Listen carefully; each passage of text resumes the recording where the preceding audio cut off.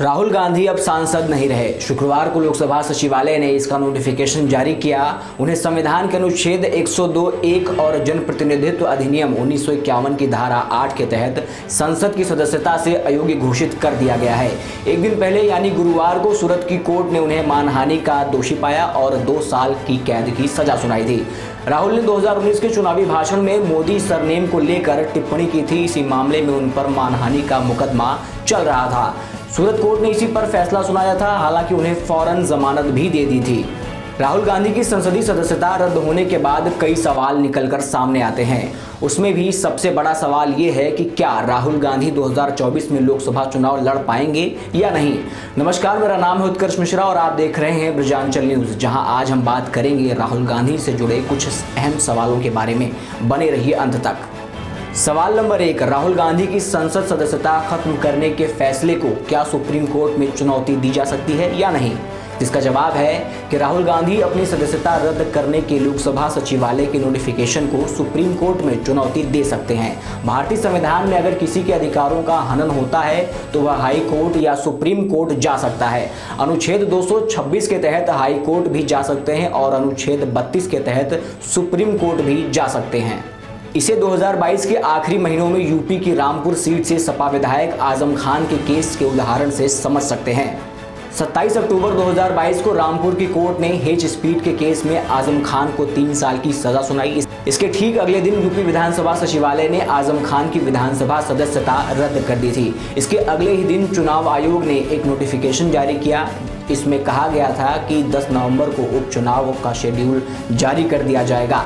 आजम खान इस पूरी प्रक्रिया के खिलाफ सुप्रीम कोर्ट गए। उनकी दलील थी कि अयोग्य करार देने, सीट खाली करने और उपचुनाव के लिए शेड्यूल जारी करने में इतनी तेजी की उचित नहीं है। वो भी तब जब कन्वेंशन के खिलाफ सेशन कोर्ट में उनकी अपील सुनी जानी है। आजम खान इस अपील पर सुप्रीम कोर्ट ने चुनाव आयोग, विधानसभा सचिव और यूपी सरकार से सवाल पूछा कि मामले में इतनी तेजी क्यों दिखाई जा रही है। आजम खान को सांस लेने का मौका क्यों नहीं दिया जा रहा है। चीफ जस्टिस DY चंद्रचूड़ और उनकी पीठ ने सेशन कोर्ट में सुनवाई पूरी होने तक उपचुनाव की प्रक्रिया पर रोक लगा दी थी। साथ ही सेशन कोर्ट को 10 दिन के भीतर आजम खान की अपील पर सुनवाई पूरी करने को कहा गया था। हालांकि बाद में सेशन कोर्ट ने आजम खान के कन्वेंशन पर कोई राहत नहीं दी थी। यानी आजम खान की तरह राहुल गांधी भी अपनी सदस्यता रद्द करने के लोकसभा सचिवालय के नोटिफिकेशन को सुप्रीम कोर्ट में चुनौती दे सकते हैं। सवाल नंबर 2, अगर हायर कोर्ट से राहुल गांधी की कन्वेंशन रद्द हो जाती है तो क्या राहुल गांधी की सदस्यता बहाल हो जाएगी।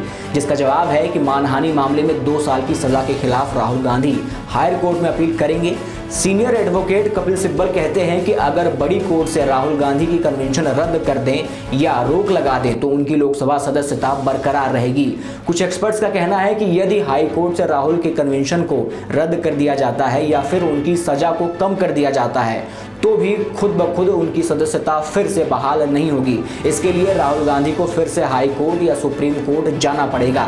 इसकी वजह है कि स्पीकर खुद अपने फैसले को नहीं पलटेंगे। हाई कोर्ट या संविधान पीठ का फैसला आया तो वे अपने फैसले को बदल सकते हैं, लेकिन अगर ऐसा कोई फैसला आने से पहले वायनाड में उपचुनाव हो गए तो राहुल की लोकसभा सदस्यता बहाल नहीं हो पाएगी।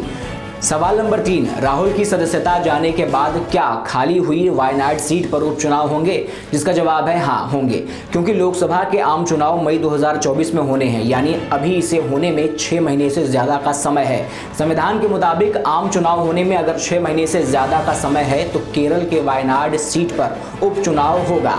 सवाल नंबर 4, अगर वायनाड सीट पर उपचुनाव हुए तो क्या राहुल गांधी फिर से चुनाव लड़ पाएंगे।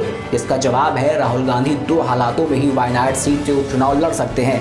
पहला, उपचुनाव घोषित होने और उसके नामांकन की अंतिम तारीख से पहले मानहानि के मूल केस में राहुल की कन्वेंशन पर बड़ी अदालत रोक लगा दे।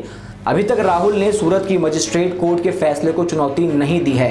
कांग्रेस सूत्रों का कहना है कि चूंकि फैसला 150 पेजों का है और गुजराती में है, ऐसे में इसका अनुवाद करवाया जा रहा है।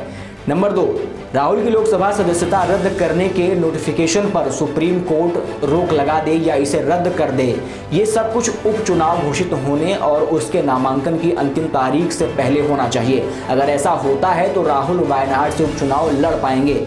मौजूदा हालात को देखते हुए इन दोनों विकल्पों की संभावना कम है। राहुल को कहीं से भी राहत मिलने से पहले उपचुनाव हो सकते हैं।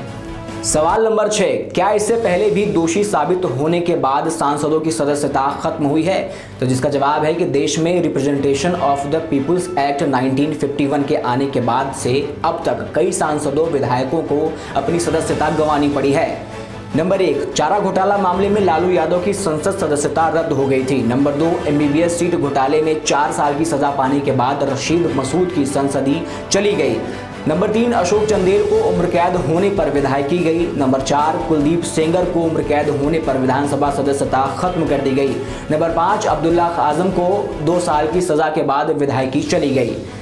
अब बात करते हैं सवाल नंबर 7 की कि क्या राहुल गांधी के खिलाफ मानहानि के दूसरे मुकदमे भी पेंडिंग है? क्या उनमें भी सजा हो सकती है? तो आपको बता दें कि राहुल गांधी पर मानहानि के 4 और मुकदमे चल रहे हैं, जिन पर फैसला आना अभी बाकी है। नंबर 1, 2014 में राहुल गांधी ने संघ पर महात्मा गांधी की हत्या का आरोप लगाया था। एक संघ कार्यकर्ता ने राहुल गांधी पर IPC की धारा 499 और 500 के तहत मामला दर्ज कराया था। ये केस महाराष्ट्र के भिवंडी कोर्ट में चल रहा है।